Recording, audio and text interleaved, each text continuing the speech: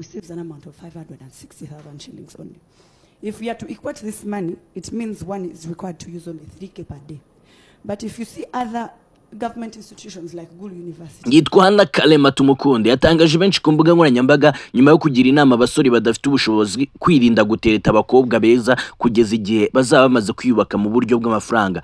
Uyu mukobwa wabaye Miss wa Uganda mu mwaka 2023 yabivugiye mu kiganiro Deep Talk cya Galaxy FM kiyoborwa na Roger Otis, aho yabajijwe niba hari ubutumwa yageneye abasore bafite ibibazo bya mikoro. Miss Hana yise avuga ko umusore utarabona ubushobozi buhagije adakwiye kwihutira gukundana n'abakobwa beza kuko hari inshingano nyinshi zisaba ubushobozi mu rukundo nk'urwo. Uyu mukobwa ufite inkomoko mu Rwanda yagize ati niba uri umukene abanza wikoreho witeze mbere yo kwiruka inyuma y'abakobwa, mbere yo kwiruka inyuma y'amajipo cyangwa se abakobwa beza. Hari ibintu bisaba kuba wariteguye.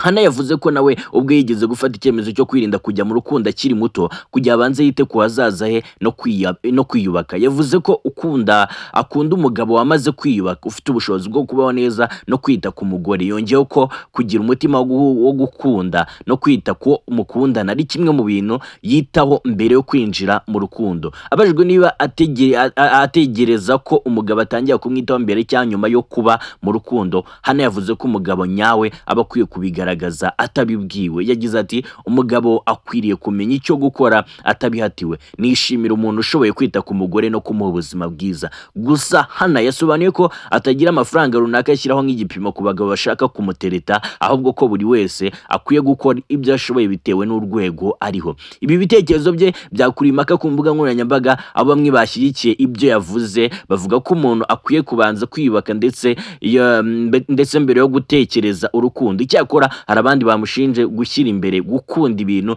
no gushyira igitutu ku bagabo ku rukundo rugomba gushingira ku mafaranga. Miss Hana Kalema tumukunde yarikoroje ku mbuga nkoranyambaga nyuma yo kugira inama abasore badafite ubushobozi, akabasaba kwirinda gutereta abakobwa beza kugeza igihe bazaba bamaze kwiyubaka mu buryo bw'amafaranga. Ubundi mukobwa ni muntu ki? Hana Kalema tumukundi yavukiye mu karere ka Nasake mu gice cyo hagati muri Uganda tariki ya 1 Mutarama 2023. Ni umunyamideli ndetse na nyampinga wambitswe ikamba rya Miss Uganda mu mwaka wa 2023. Yahagarariye Uganda mu irushanwa rya Miss World 2023 ryabereye mu Buhinde hagati ya tariki 18 Gashyantare na tariki 9 Werurwe 2024, aho yasoje ari mu bakobwa 8 ba mbere ku isi ndetse abo wa kabiri ku mugabane wa Afrika, anegukana igihembo cya Beauty with Purpose ku rwego rwa Afrika. Hana Kalema yize muri Soloma Christian High School na Hana International School mbere yo gukomeza amasomo mu karere ka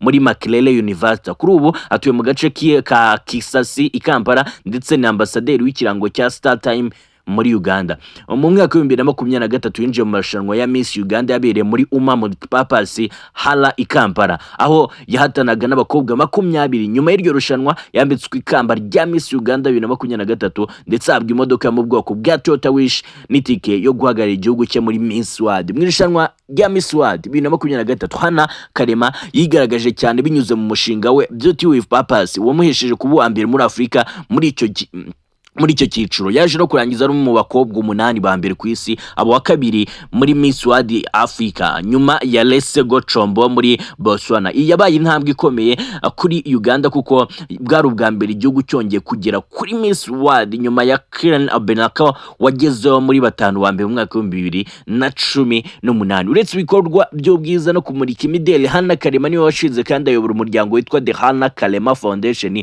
ukora ibikorwa by'ubugira neza. Mu gihe yari Miss Uganda muri 2023 yibanze cyane ku kurwanya ibibazo bibangamiye abakobwa bato by'umwihariko bishiye gushyingirwa imburagihe no gushyingirwa ku gato. Yakomeje gukoresha ijwi rye ashishikariza kurengera uburenganzira bw'abakobwa no kubafasha gukomeza amashuri yabo. Mu rwego mpuzamahanga, Hana Kalema yanatanze umushinga muri Miss World 2023 wari ugamije gufasha abakobwa gukomeza ishuri no kubigisha uburyo bwo kwita ku isuku mu gihe cy'imihango yabo y'ukwezi. Nk'uko kwitwa Miss Hana yavuze ati niba uri umukene banza wikoreho witeze mbere yo kwiruka inyuma y'abakobwa beza. Hari ibintu bisaba kuba hariteguye. Ayo ni amagambo ya Miss Hana Kalema. Gacimira buri wese wabanye nanjye muri iki kiganiro. Reka nshimire buri umwe tubana. Imana ibamugisha, ndabakunda cyane. Peace out.